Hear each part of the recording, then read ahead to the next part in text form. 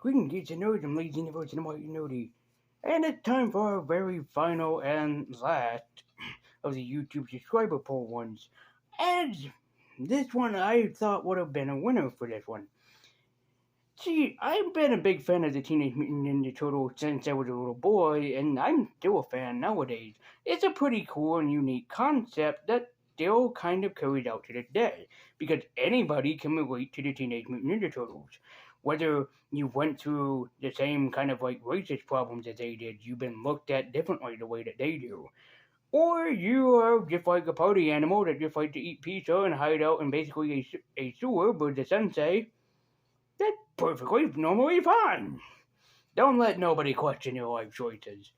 But odds are, we are going to talk about a comic book adaptation that honestly is supposed to be turned into a movie at some point, and it still hasn't been out yet. But it has been official that filming has started, and it probably will come out next year. And that is The Last Ronin, the last absolute comic book series that Kevin Eastman and Peter Laird have decided to work on together. Also, yes, unfortunately, I'm going to be spoiling who the Last Ronin is, but I'm not going to spoil that until towards the end of this review. We'll keep that a mystery. So for people that probably can already call it, don't say it in the comments down below until the moment has happened, and then you can happily comment, I called it! Just like I did once before. So, is this, was this going to be worthy in movie form? Well, there's not a lot to go through, and I'm going to skip over a bunch of parts that aren't really necessarily important to this. But on the back here it says, who is the Last Ronin? So you can, not in the comment sections and not in the live shot of this premiere, but be happy to summarize who you think it is. You have only 4 choices. You're gonna get it at least with one of them. So, who is the Last Ronin, and what is he doing in this final act?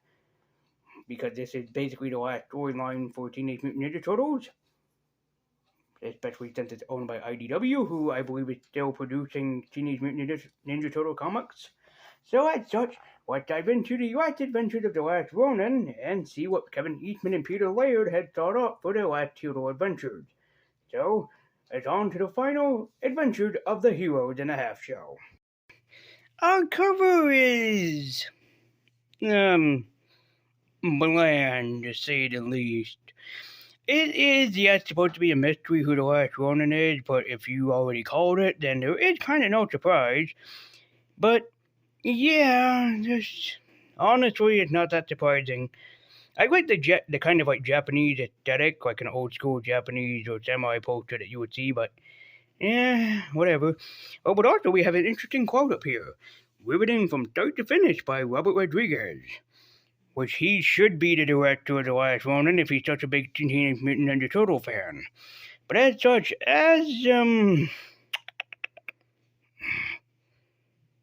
a cover, it's pretty bland.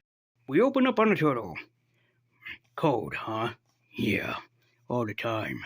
Forget about the temporal, the toxicity level's gotta be off the chart. You'd be crazy to swim in that sludge. Maybe. But no bridges and no boats. Don't have much of a choice. Stay behind it. Stay behind if it bothers you that much. Hey, where you go? We go. You know that. Yeah, I know. The water is cold like ice. Smells wrong too. Tastes worse.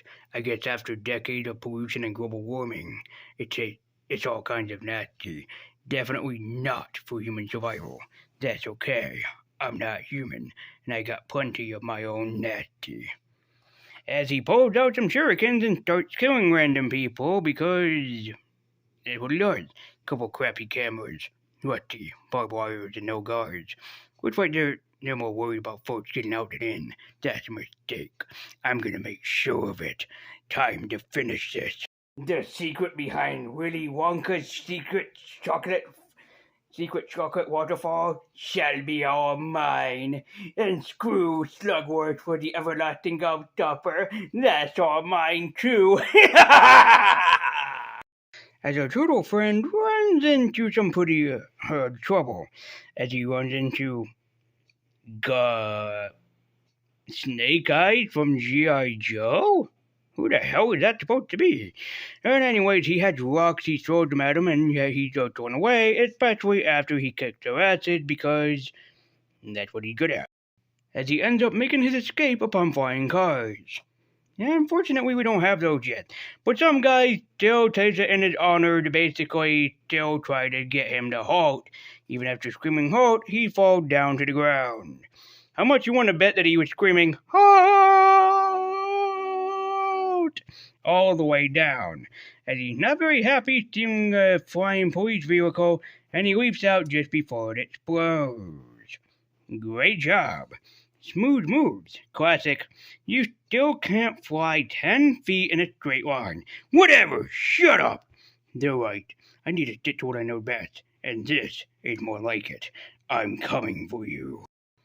And the man that he's going for is the son of the Shredder. Oroku Hiroto. Or Hiroto Oroku. The son of the Shredder. Why?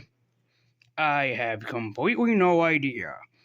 Ensure that our troops have live video feeds running at all times. I want this important operation broadcast to the entire city, top to bottom. Pursuit, capture, execution. As our injured turtle gets away, he reminisces upon what happened. Everybody's gone, but yet for some reason in him they're still alive. I miss my brothers so much. I miss my father more than anything else.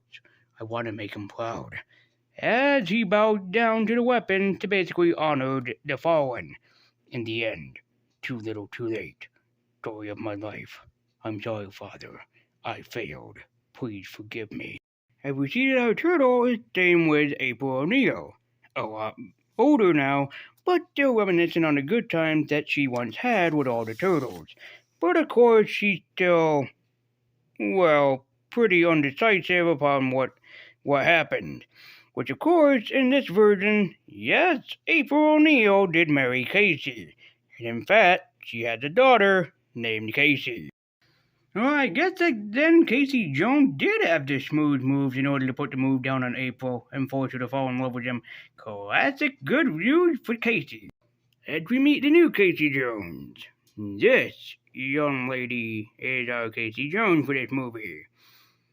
Yeah. This is so weird.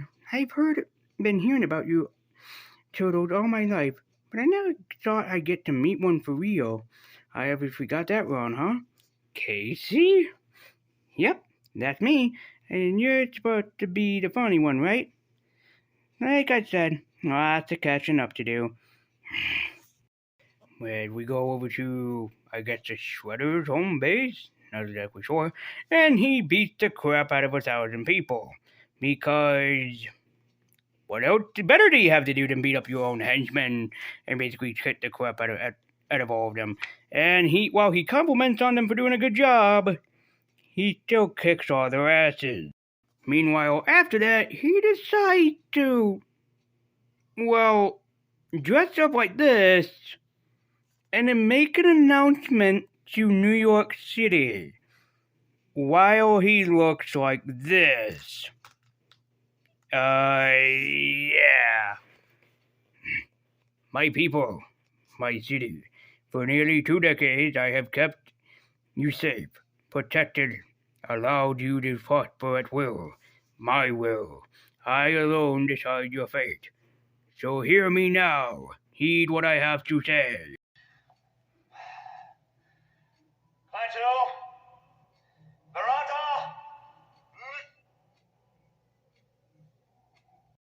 There is a monster in our midst, the creature, assassin, cowardly attacked this sacred ground with one terroristic mission in mind, to tear down all that I have built, and to kill me.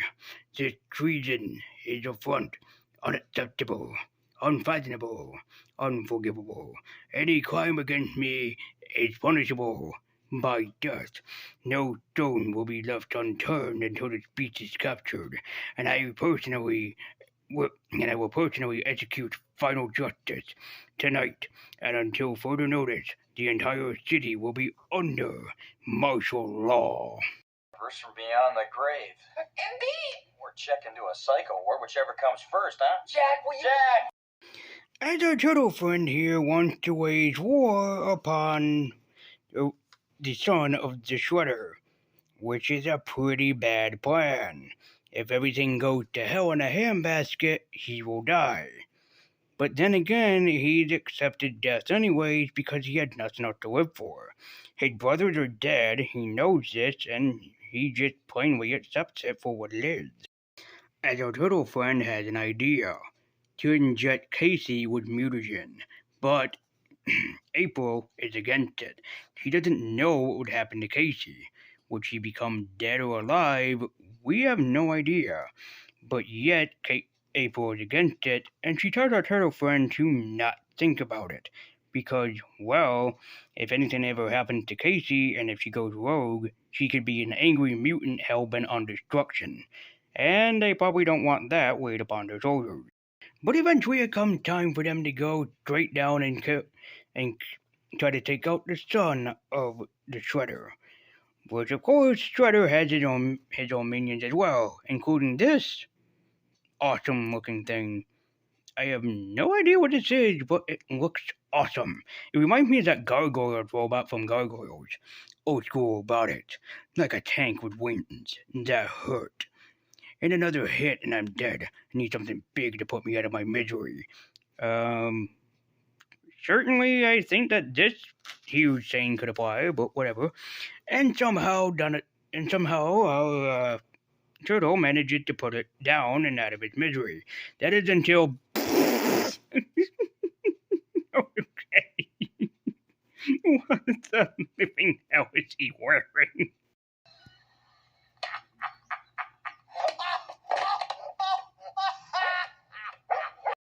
I mean, now it looks better. It looks 1,000 times better.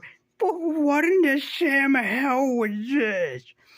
Oh, whatever. Anyways, it comes down to our last turtle fighting against the son of the Shredder, and it's a pretty decent fight, all things considering. Which, of course, yes, in the series, Casey does get trained by the turtle, but again, I'm keeping his identity a secret just for right now. Which, of course, they're all watching the fight from the distance, that basically the Shredder in this new armor can basically take out a turtle without no promises. And, yeah, I gotta admit, the whole entire fight scene is pretty damn decent, and it holds up pretty damn good.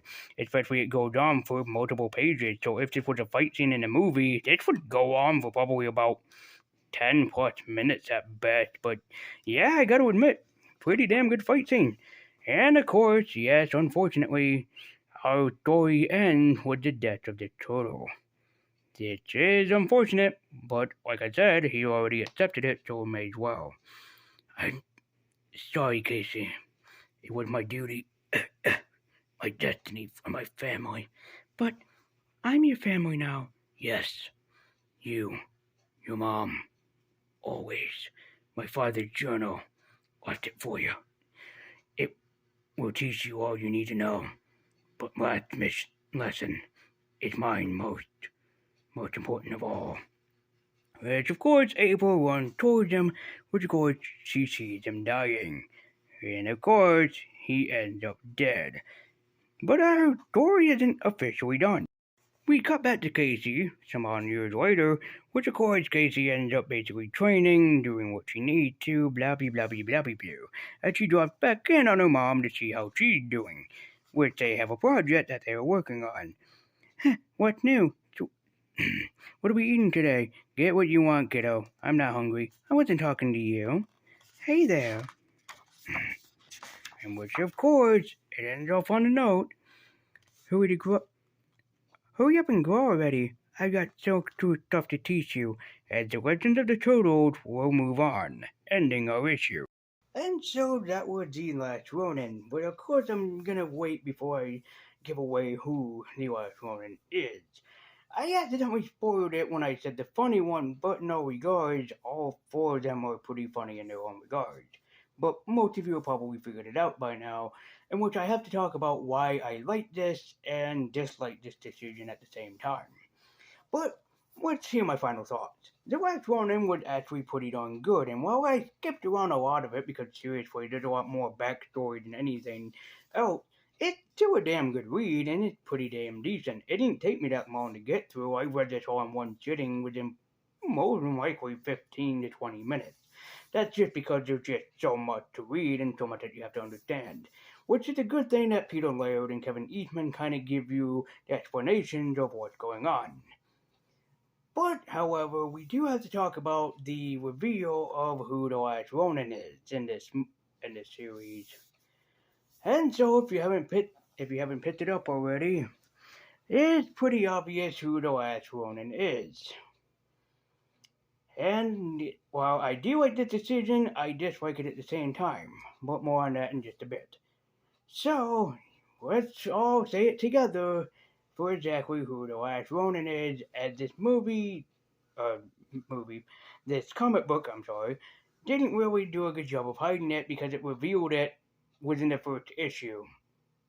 Which I have to say I didn't like that. You would think that the great reveal would have happened at the end when he got a mask. Maybe wear his original color underneath the black. But that never happened. I don't know why they decided to reveal it within basically the ending of the first issue, but that's not for me to say. So, who exactly is the Last Ronin?